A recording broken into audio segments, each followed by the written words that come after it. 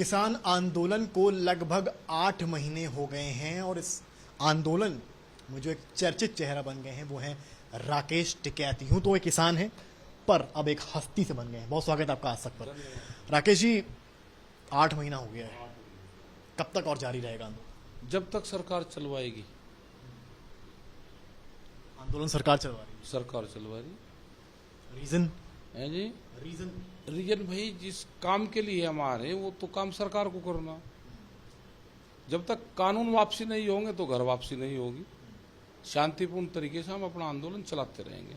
आप लोग की तो इस बीच बहुत बार बातचीत हुई है, 11 दौर की बातचीत हुई। कुछ बातचीत में हल नहीं निकला। ना मानती नहीं सरकार, मान नहीं रही। बीच में कुछ शायद आया था कि कुछ चीजें आप लोग मानेंगे, कुछ चीजें सरकार मानेगी। नहीं, हम तो बहुत चीज मान ही रहे हैं, सरकार कहाँ मान रही। मतलब सरकार ने आपकी एक भी शर्तें नहीं मानी। ना, 3 कानूनों को वो वापसी नहीं लेना चाहती। एमएसपी पे कानून नहीं बनाना चाहती। किसानों की फसलें आधे रेट में लूटना चाहती है। देश की आम जनता को अनाज महंगा मिले, ये पॉलिसी सरकारों की है। तो ये कोई खाली किसान का आंदोलन नहीं है, ये आम जनता का भी आंदोलन है। ये तो गरीब का आंदोलन है। बहुत पॉलिसी आ रही है, वो दूध की पॉलिसी आ रही, बिजली की पॉलिसी आ रही। तो ये इसमें तो सब लोग मारे जाएंगे। बहुत बुरा हाल देश में होगा।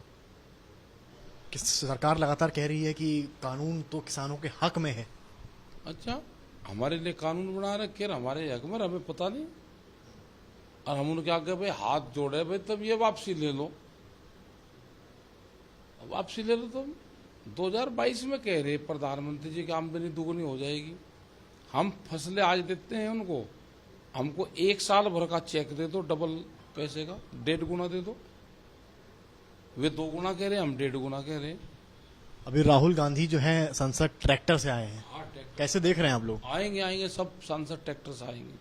ट्रैक्टर से कोई टैंक है कि नहीं जा सकता? ट्रैक्टर पार्लियामेंट में भी जाएगा। अगर ट्रैक्टर पार्लियामेंट में जाना सीख गया तो जाएंगे पार्लियामेंट में, ट्रैक्टर से चलेंगे। ट्रैक्टर तो एक शाही चीज है, देश को अन्न देता है पूरी दुनिया में। ट्रैक्टर पार्लियामेंट में जाने से क्या मतलब है? जैसे आज है, मतलब जब ट्रैक्टर पर किसान चलता है तो जब भी ये चिल्लाते हैं जी ट्रैक्टर का नाम ले दिया आपने। भाई किसान का टैंक है ट्रैक्टर, वो फसलों की जुताई करता है, बंजर जमीन को पाटता है, दिल्ली की चमचमाती सड़कों पर चलता है। पर टैंक तो नुकसान पहुंचाता है। कहाँ पहुंचा हुआ नुकसान? वो चाइना के बॉर्डर पर रहता है टैंक हमारा। तो वही तो नौजवान है हमारा जो बॉर्डर पर टैंक चलाता है, सरहद पर रक्षा करता है। वही गांव मान का ट्रैक्टर चलाता है, खेत में काम करता है, वही फिर ट्यूटर चलाता है। पर ये जो किसान का ट्रैक्टर है जिससे राहुल गांधी आ रहे हैं और राजनेता कर रहे हैं, ये कौन सा ट्रैक्टर है? ये फसल जोतने वाला ट्रैक्टर है या वो चाइना वाला टैंक वाला ट्रैक्टर? ना, ये फसल जोतने वाला है। अंदर तो यही तो चलता है, अंदर तो यही चलेगा। और जो आंदोलन है आपका, आप जैसे यूपी में आप आए हैं, लखनऊ में आए हैं, स्टेट कैपिटल में, क्या औचित्य है आने का? अच्छा, हम यहाँ के रहने वाले नहीं भाई, यहाँ पे चुनाव है, रहने वाले हैं। यहाँ पे 4 साल से गन्ने का रेट नहीं बढ़ा, आलू का किसान बर्बाद हो गया, मक्का की खरीद नहीं हो रही, गेहूं की खरीद नहीं हो रही, फसलें आधे रेट में बिक रही है, बिजली पूरे देश में सबसे महंगी है। ऐसा क्या है कि लखनऊ में नहीं आ सकते हम? कोई पाबंदी है लखनऊ में? योगी आदित्यनाथ तो क्या कहते हैं कि वर्चुअली हमने किसानों को सब जो है दिया है, विद टाइम सबको गेहूं का रेट वगैरह मिल रहा है। कहाँ मिला? बहुत बड़ा घपला गेहूं की खरीद में हुआ। क्रय केंद्र गांव के नाम से लग गया, व्यापारी के गोदाम में लग गया, सस्ते में गेहूं खरीद के वहां दे दिया।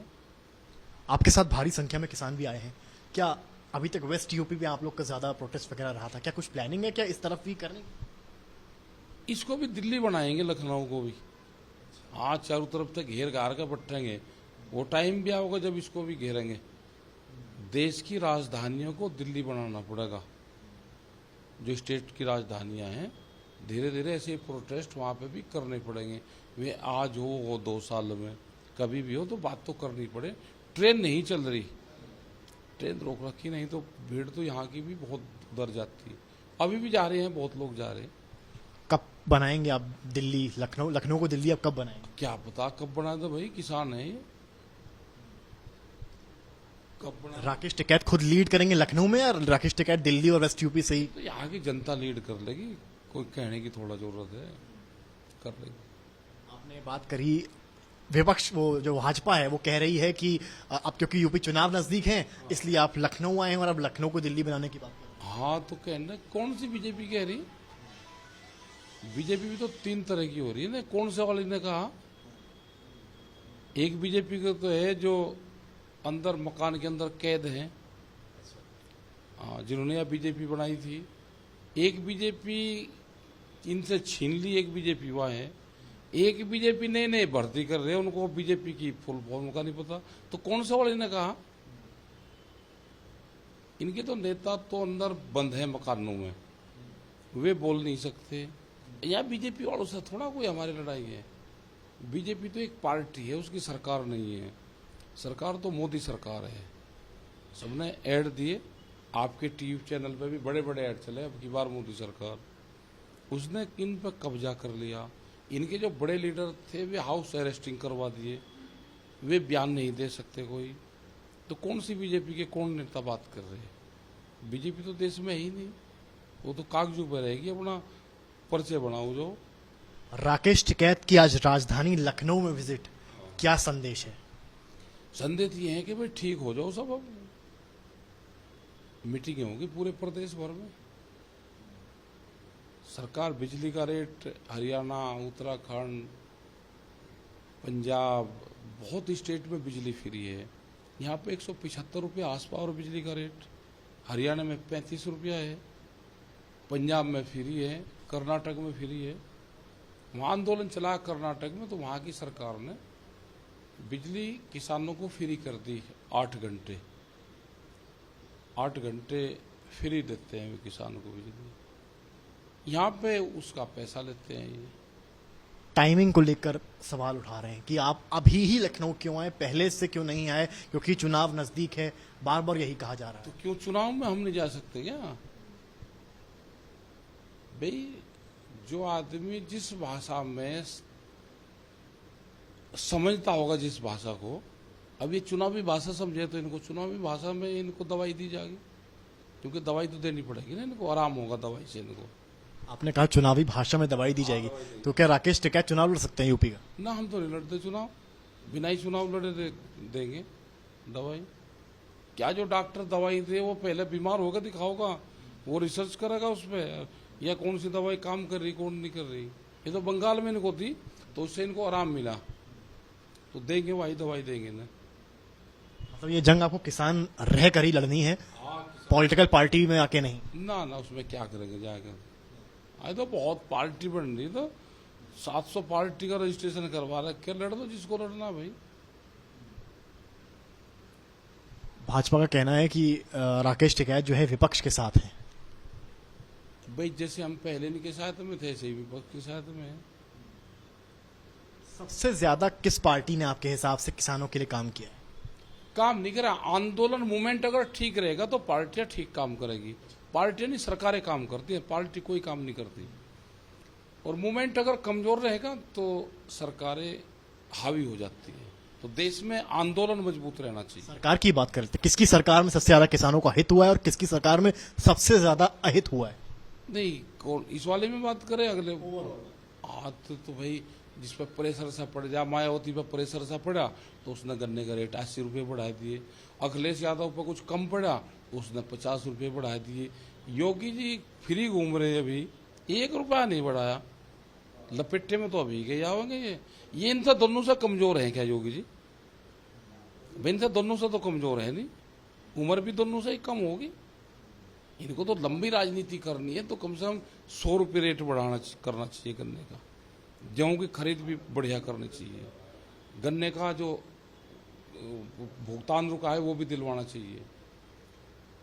आलू का किसान भी पूरा बर्बाद हो गया है, उसका भी वो करना चाहिए। हो नहीं रहा, अधिकारी बहकाते हैं इनको। एक फोटो बड़ी वायरल हुई एसी वाली आपकी। एसी?